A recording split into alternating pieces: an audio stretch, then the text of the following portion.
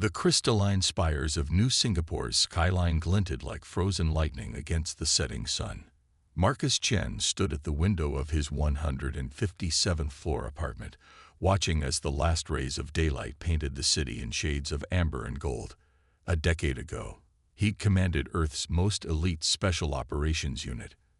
Now he trained civilian security teams, a quiet life that suited him just fine after 20 years of combat. The peaceful moment shattered as his secure comm unit chimed with an urgent incoming transmission. The holographic display materialized, showing the distinctive silvery skin and luminescent eyes of the Luminary, one of humanity's first and most powerful alien allies. "Commander Chen," the alien's melodic voice filled the room. "I am First Speaker Valen of the Luminary High Council. We require your expertise in a matter of utmost sensitivity." Marcus straightened, old instincts kicking in. The Luminary were notorious for their self-sufficiency. They almost never asked humans for help. "I'm listening."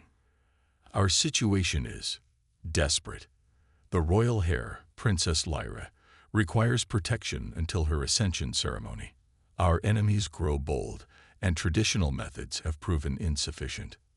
With respect, First Speaker, the Luminary have some of the most advanced security forces in known space. Why come to me?" Valen's bioluminescent patterns shifted in what Marcus recognized as anxiety. "Because, Commander, our enemies are within. We need someone outside our power structure, someone who cannot be compromised by ancient allegiances or political maneuvering. We need someone who thinks differently." Marcus understood the unspoken message. Humans were known throughout the galaxy for their unpredictability, their ability to create solutions that more logical species would never consider. It was why Earth had survived first contact and thrived in the centuries since. "When do I start?" The journey to the Luminary homeworld took 3 days through hyperspace. Marcus spent the time studying everything he could about Luminary culture, politics, and especially their royal family. The current monarch, Queen Solara, had died under mysterious circumstances 6 months ago. Her daughter Lyra would inherit the throne, but only if she survived until her age of ascension, merely 2 months away. The royal palace of Luminar Prime defied Earth architecture. Built from living crystal that pulsed with inner light, its sweeping arches and impossible angles seemed to mock gravity itself. Marcus felt distinctly out of place as he was led through corridors that sang with subtle harmonies, his boots too loud against the resonating floors. Princess Lyra waited in a chamber that seemed spun from starlight. She was younger than Marcus expected, barely 18 by Earth standards. Her silvery skin held patterns of bioluminescence that shifted like aurora borealis, and her eyes shimmered with colors that had no human names. "So," she said, her universal standard carrying traces of an accent that made the words seem like music, "you are the human warrior who will be my shadow." Marcus bowed slightly. "Commander Marcus Chen, Your Highness. Former Earth Special Forces." "Former." She circled him, her movements graceful as quicksilver. "Why former?" "Because I learned when to walk away from a fight," he answered honestly, "and when to stand my ground." A smile flickered across her face like lightning through clouds. "And which will you do with me, Commander?" "That depends entirely on what we're up against." Her smile faded. "Murder. Betrayal. Schemes within schemes. 3 attempts on my life in the past month alone. The latest." She gestured to a nearby wall. The living crystal darkened, showing security footage of a royal banquet. Marcus watched as a serving drone malfunctioned, its cutting implements becoming deadly weapons. The princess's guards moved too slowly, their reactions predictable. Only Lyra's own quick reflexes saved her. "Your security team's response was textbook," Marcus noted. "That's the problem. Textbook responses are easy to predict and counter." "Exactly why you're here." First Speaker Valen emerged from a hidden doorway. "Our enemies expect luminary solutions. They anticipate our every move because they think as we do. But they don't think like me." Marcus finished the thought. Indeed. Valen's patterns shifted to formal mode. You will have full authority over the princess's security. Unlimited resources, whatever you require. Marcus turned back to Lyra. First requirement, we leave the palace. Tonight. Impossible, Valen protested. The princess can't. The palace is compromised. Marcus cut him off. Every guard, every servant, every system is a potential threat. We need to change the game. Lyra's patterns brightened with interest. Where would we go? Better if only we know. First rule of survival. Information is ammunition. Give it sparingly and only to those who need it. The council will never agree, Valen warned. Lyra straightened, her patterns shifting to royal authority. The council doesn't need to agree. Commander Chen is now in charge of my security, yes. Then I will follow his lead. Marcus hid a smile. The princess had steel in her spine after all. That night, as the capital city gleamed beneath twin moons, Marcus implemented the first phase of his plan. The princess's official transport lifted off with great ceremony, accompanied by a full honor guard. Meanwhile, Marcus and Lyra slipped away in a battered merchant vessel, her distinctive patterns hidden beneath photoreactive mesh. My father used to tell me stories about humans, Lyra said as they cleared the atmosphere. How your species survived wars and disasters that should have ended you. How you thrived in environments that should have killed you. He said humans were like water, always finding a way through, around, or over any obstacle. Marcus programmed a series of random jumps into the nav computer. Smart man, your father. They killed him for it. Her patterns dimmed with grief. For suggesting we could learn from humans instead of merely tolerating them. For wanting to strengthen our alliance. Marcus's hands tightened on the controls. The same people who want you dead. Almost certainly. Then we'll make sure his death wasn't in vain. He turned to face her fully. I promise you this, princess, you will live to take your throne. And when you do, we'll find everyone responsible for your family's pain. Her pattern sparked with fierce determination. And then, Marcus smiled grimly. I'll teach you how humans deal with their enemies. The ship vanished into hyperspace, leaving behind a palace in uproar and conspirators suddenly facing their worst nightmare, a protected target they couldn't predict or control. The game was changing, and Marcus intended to rewrite every rule they thought they knew. The war for the luminary throne had begun, but this time, humanity's creative chaos would tip the scales. 3 weeks into their exile, Marcus watched Princess Lyra move through the combat forms he taught her. Her natural luminary grace made the earth martial arts look like a deadly dance, bioluminescent patterns flowing like liquid light as she struck, blocked, and countered against the training drone. They'd found refuge on Keras 7, a partially terraformed mining world where questions weren't asked and credits spoke louder than identity scans. Their home was an abandoned atmospheric processing station, its thick walls offering protection against both the planet's harsh environment and unwanted surveillance. Better, Marcus called out as Lyra successfully executed a complex takedown. But you're still telegraphing your moves with your light patterns. Lyra disabled the drone with a final strike, her breathing heavy. We Luminary use our patterns to communicate, suppressing them during combat feels. Wrong. Wrong is better than dead. Marcus tossed her a hydration pack. Your patterns are beautiful, Your Highness, but they're also a tactical weakness. Any trained observer can read your intentions before you move. Like you do. She smiled, her patterns shifting to show amusement despite her attempt to control them. Exactly. And I guarantee your enemies have studied luminary expressions just as thoroughly as I have. He activated another training drone. Again. This time, try to maintain neutral patterns. As Lyra squared off against the drone, Marcus's secure comm unit chimed with an encrypted message. He'd set up a complex network of information brokers and surveillance systems across 3 sectors, all feeding data through randomized routes to mask their location. The message was from Valen. Attempt on decoy transport. 3 dead. Insurgents getting desperate. Council divided on succession crisis. Marcus frowned. The attacks on the decoy meant their deception was working, but desperate enemies were unpredictable enemies. And a divided council could mean wider civil war if they didn't get Lyra to her ascension ceremony in time. A crash pulled his attention back to the training area. Lyra had miscalculated a move, and the drone had swept her legs out from under her.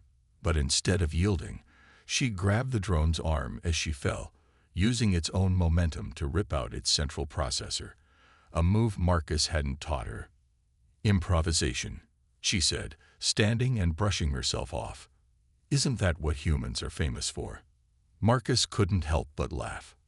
Now you're getting it. Later that night, as Keras 7's toxic storms raged outside, they sat in the station's observation dome, watching lightning paint the sky in apocalyptic colors. They'd fallen into a comfortable routine during their weeks of exile. Training by day, strategy and education by night. Tell me about Earth, Lyra said, her patterns showing genuine curiosity. Not the official histories or diplomatic records. Tell me what it's really like. Marcus considered the question. Chaotic, beautiful, contradictory. We've got deserts and ice caps, sprawling megacities and untamed wilderness. Billions of people speaking thousands of languages, believing thousands of different things, all somehow managing to coexist. It sounds overwhelming. It can be. But that chaos is our strength. Earth cultures didn't develop in isolation like many alien societies. We had to learn to adapt, to take ideas from each other, to find ways to work together despite our differences. Lyra's patterns shifted thoughtfully. Is that why you've survived so many challenges? Because you're used to chaos? Partly. We also have a talent for turning disadvantages into advantages. He gestured at their surroundings. Take this station. Most species would consider it barely habitable. We looked at it and saw a defensive position with built-in security features. The storms mask our presence, the old machinery gives us power and resources, and the location is remote enough to be overlooked. You see opportunity where others see obstacles, Lyra mused. I'm beginning to understand why my father admired humans so much. A proximity alarm suddenly blared through the station. Marcus was on his feet instantly, weapons ready. Multiple ships entering atmosphere, the security system announced. Configuration matches known insurgent vessels. How? Lyra demanded, her patterns showing alarm despite her training. How did they find us? Marcus was already moving, activating their emergency protocols. Questions later. We got 3 minutes before they breached the storm layer.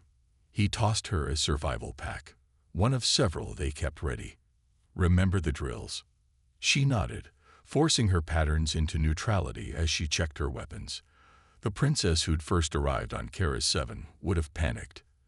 The warrior she was becoming simply prepared for battle. They reached the station's lower levels as the first explosions rocked the building.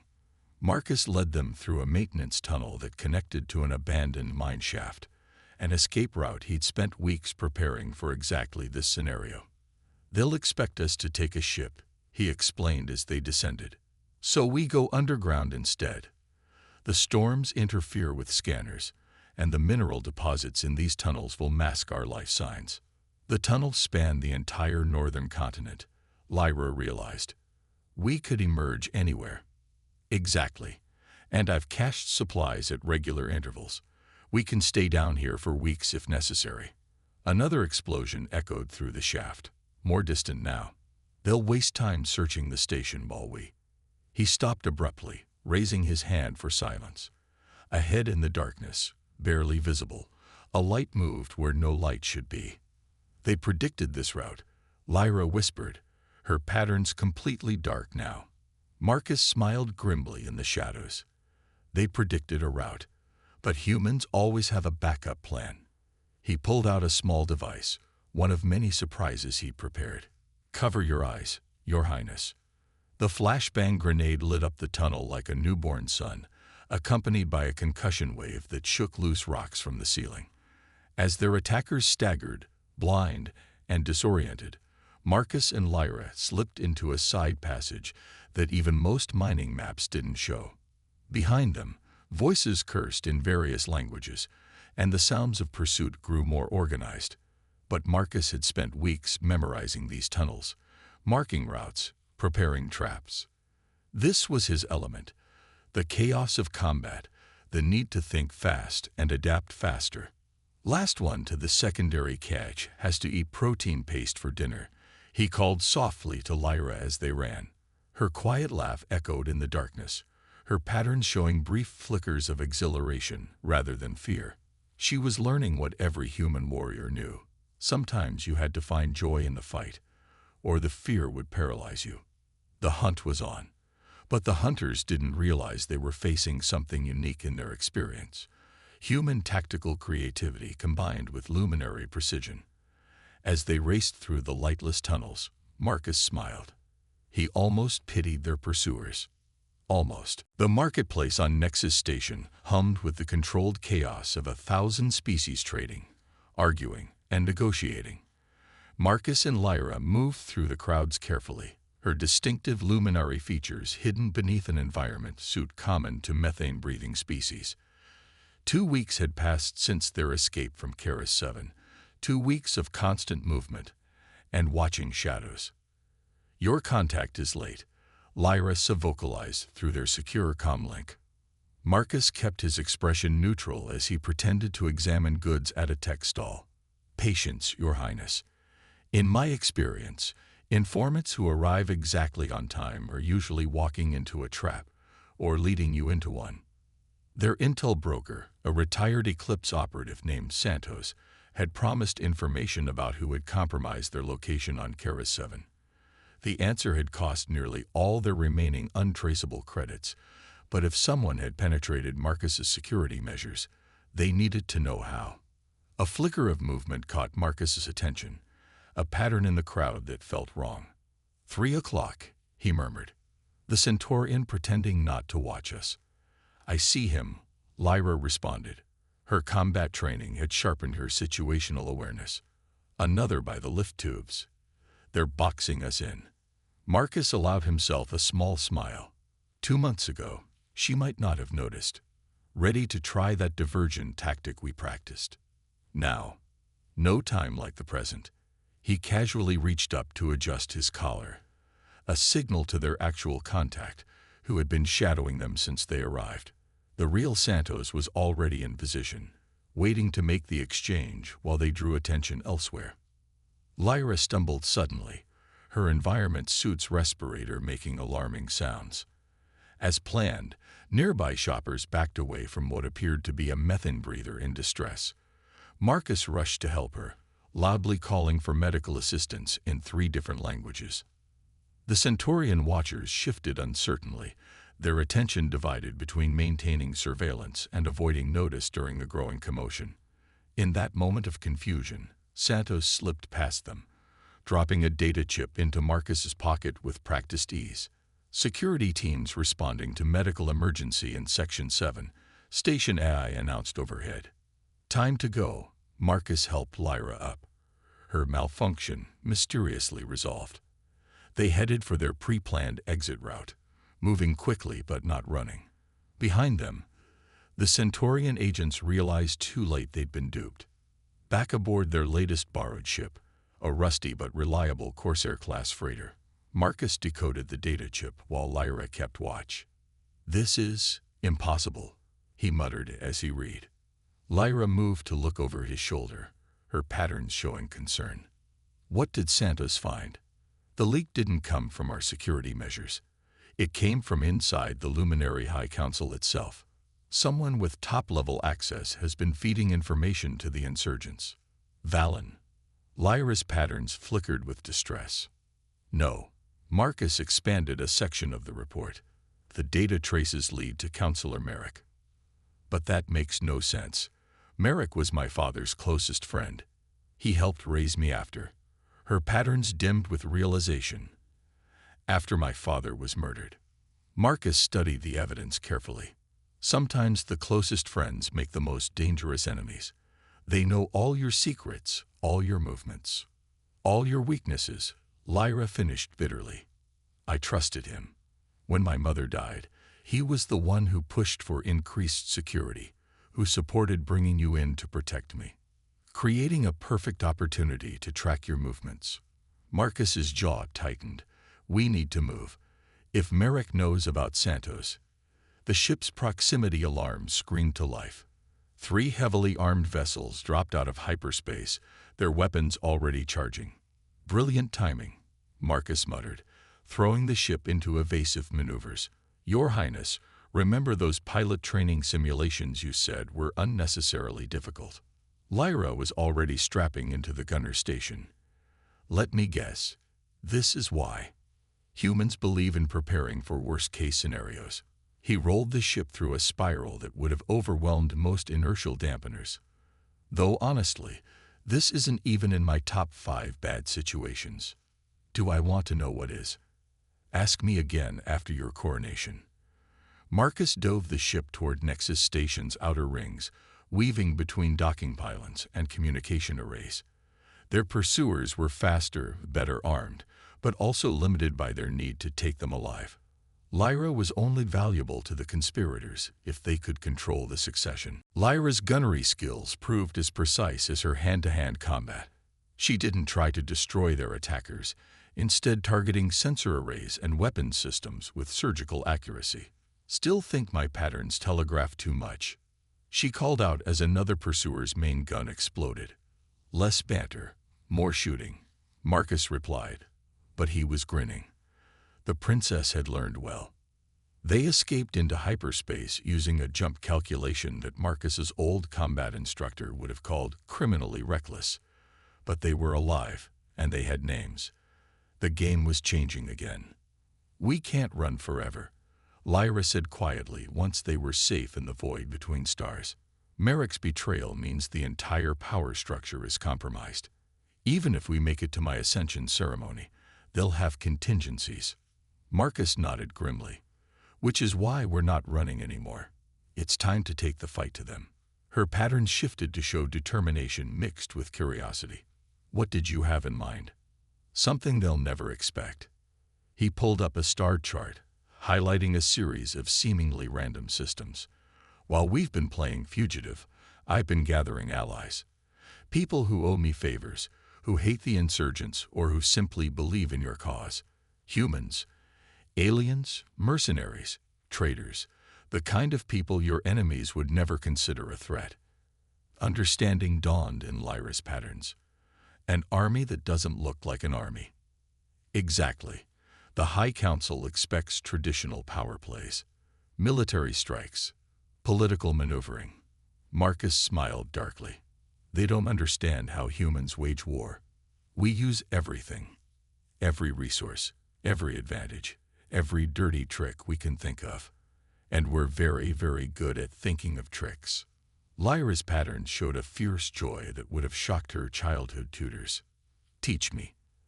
As they plotted their counterattack, Marcus reflected that the conspirators had made a critical mistake. They had assumed that keeping Lyra isolated would weaken her. Instead, they had given her time to learn, to grow, to become something new. A ruler who combined luminary wisdom with human adaptability. They had wanted to prevent her ascension. Instead, they had ensured that when she took the throne, she would be more formidable than they could possibly imagine. The real war was about to begin.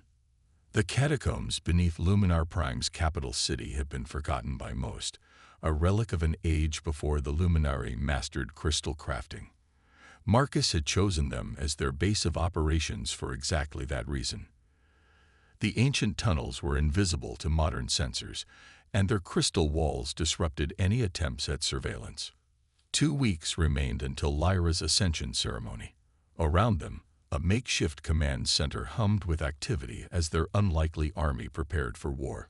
Marcus watched with pride as Lyra coordinated with their allies, her patterns now perfectly controlled even in tense situations. The merchant fleet is in position, she reported, closing a comm channel with a Selenite trader captain. They'll begin moving our people into the city tomorrow, disguised as pilgrims for the ceremony. Marcus nodded. Santos's network confirmed that Merrick's forces are focused on the spaceports and primary transportation hubs. They're not watching the pilgrim caravans. They think too much like Luminary. Lyra's patterns showed grim satisfaction, expecting a direct challenge, not, what did you call it? Asymmetric warfare. He pulled up a holographic map of the capital. While they watch for armies, we infiltrate through 1,000 small gaps. Every vendor, pilgrim, and maintenance worker could be one of ours. A quiet chime announced another arrival. First Speaker Valen emerged from a hidden entrance, looking distinctly uncomfortable underground.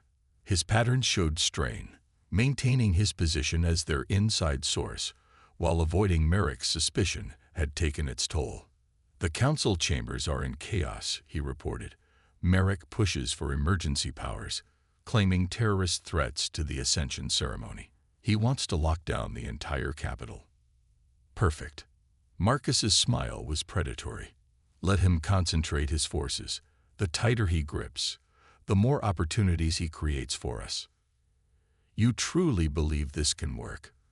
Valen's patterns showed skepticism tinged with hope. Taking back the capital with merchants and mercenaries. Tell him about Earth's history, Lyra suggested, her patterns dancing with amusement.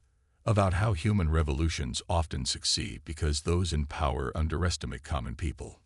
Marcus felt a surge of pride. She had learned her lessons well.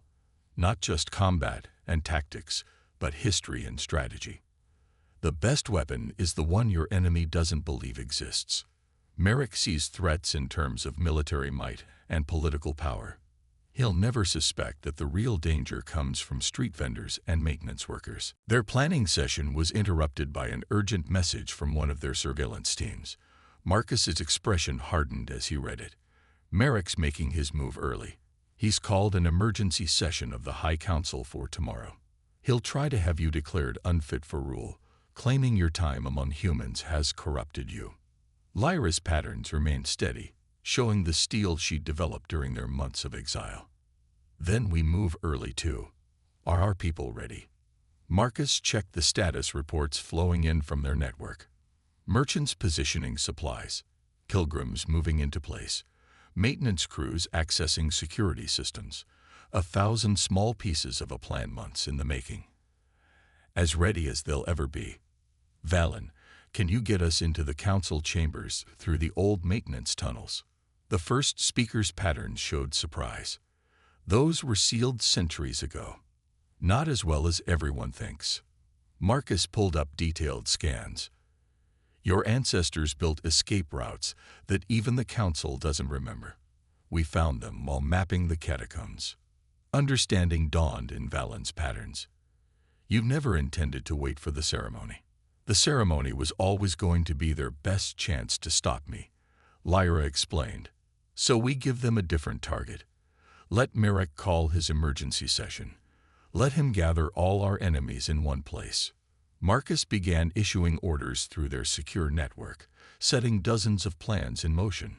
Time for your enemies to learn what happens when they push a human-trained princess into a corner. The next 12 hours passed in a blur of preparation.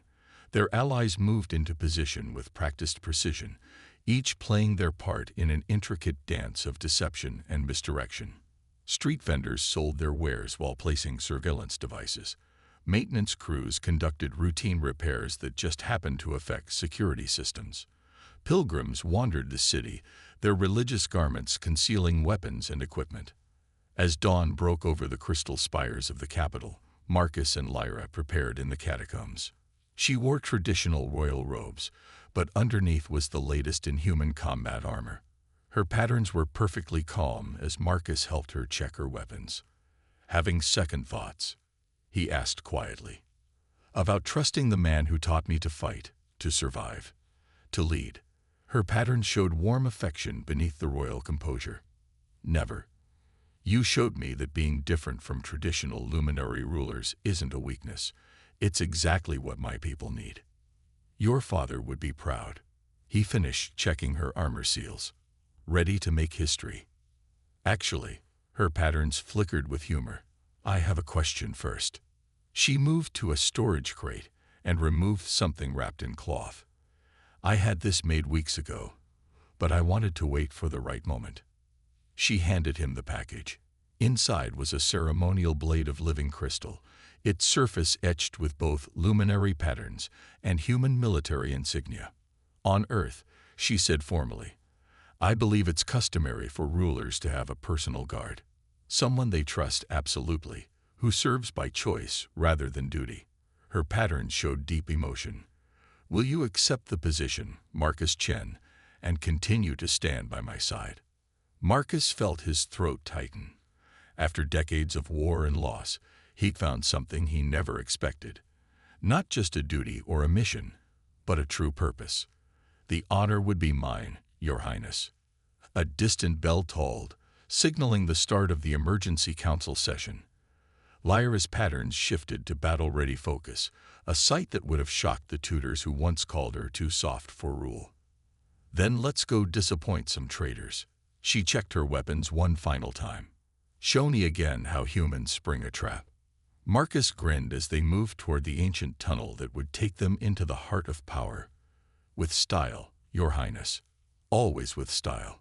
Above them, the crystal towers of Luminar Prime gleamed in the morning light, unaware that history was about to change forever. The traitors who thought they had engineered the perfect coup were about to learn a lesson that countless others had learned before.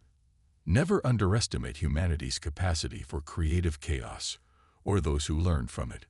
The High Council chamber was a marvel of luminary architecture, its crystal walls pulsing with the combined patterns of the most powerful beings in the Empire. Today, those patterns showed tension and anticipation as Councillor Merrick stood at the central podium, his voice carrying authority earned through centuries of service. "The evidence is clear," he declared, his patterns radiating righteous concern. "Princess Lyra's time among humans has compromised her judgment, corrupted her understanding of our ways. For the good of the Empire, we must." The ancient service door at the rear of the chamber burst open. Guards reached for weapons, then froze as Princess Lyra strode in, Marcus at her side. Her patterns blazed with royal authority, yet held an edge of human unpredictability that made her ancestors' portraits seem dull in comparison. "Please continue, Counselor," she said, her voice carrying effortlessly through the shocked silence. "I'm particularly interested in hearing how my father's most trusted advisor came to betray everything he claimed to believe in." Merrick recovered quickly, his patterns shifting to show concern. "My princess, you misunderstand. We seek only to protect your own power." Lyra moved forward, her steps measured and confident. "Did you think I spent these months merely hiding? That my human guardian taught me nothing but survival." Around the chamber, subtle movements caught trained eyes. Maintenance panels slid aside, revealing armed allies. Ceremonial guards shifted allegiance, weapons turning toward Merrick's supporters. Even some council members stood, moving to Lyra's side of the chamber. "Impossible," Merrick whispered, his patterns showing genuine shock. "The security systems were compromised weeks ago." Marcus spoke for the first time, his quiet voice carrying deadly promise. "Amazing what people will overlook when they're watching for traditional threats. Street vendors, maintenance workers, pilgrims, all those little people you never bothered to notice." Lyra raised her hand, and the chamber's crystal walls came alive with projected evidence. Financial transactions, secret meetings, assassination orders. "Humans taught me that information is the deadliest weapon. While you hunted us across the galaxy, we were hunting you, learning your secrets, understanding why you betrayed us. The Empire needs strength." Merrick's patterns flared with desperate conviction. "Your father's human sympathies weakened us. Your mother's diplomatic initiatives made us vulnerable. We acted to preserve. You acted to preserve your power." Lyra cut him off. "But you forgot the most important lesson humans taught me. True strength comes from adaptation, from change." She turned to address the full council. "Look at the evidence before you. See how fear of change led to betrayal and murder." Guards moved to surround Merrick and his closest supporters, but the counselor had one final card to play. His patterns shifted to a frequency Marcus recognized too late. "Kill them," Merrick shouted. Hidden weapons emerged from the chamber's decorative architecture, automated defense systems targeting Lyra and her supporters.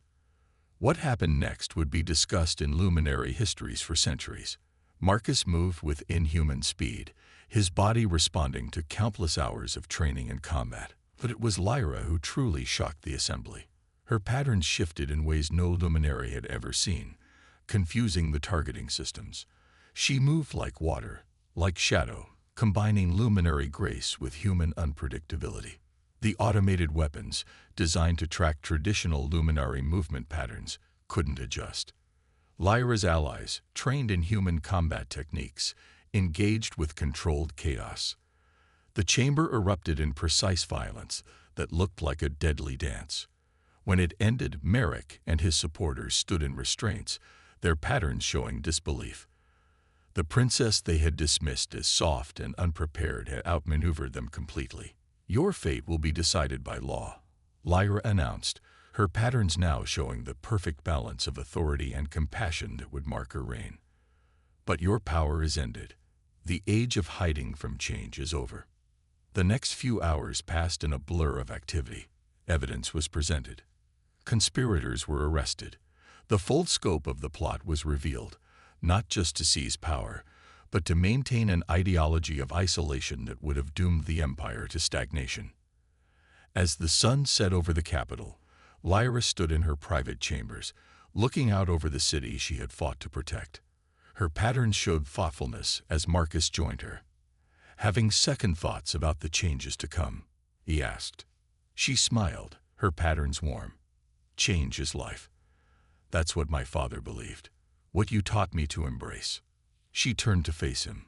"The traditional ascension ceremony is tomorrow, but I've made some modifications to the ritual." "Oh, yes. For the first time, the ceremonial guard will be led by a human, unless you object." Marcus touched the crystal blade she had given him, now officially marking him as the first human commander of the Royal Guard. "Never, Your Highness." As night fell over Luminar Prime, news spread throughout the Empire. The young princess who had vanished months ago had returned transformed. Her time with humans hadn't weakened her, it had forged her into something new. Something unprecedented. The next day, before the assembled might of the Empire, Princess Lyra took her vows as Empress. Her patterns showed both luminary majesty and human adaptability. Marcus stood at her side, symbolizing the bridge between their peoples. "We face an uncertain future," she declared to her people, "but we face it with the wisdom of our traditions and the strength of new ideas. We face it not with fear, but with hope." In the years that followed, the Luminary Empire would enter a golden age of innovation and prosperity. The combination of their ancient wisdom and human adaptability proved unstoppable. And at the heart of it all was an unlikely partnership, a luminary empress who learned to embrace chaos, and a human warrior who found his true purpose in bridging two worlds. Marcus remained by her side through it all, the crystal blade at his hip marking him as the first, but not the last human to hold high position in the Empire. He had started as a protector and become something more, a symbol of what their peoples could achieve together. And if sometimes, in quiet moments, the Empress's pattern showed something deeper than friendship for her human guardian, well, that was a story for another time. After all, humans had taught her that the best stories never really end. They just evolve into new beginnings.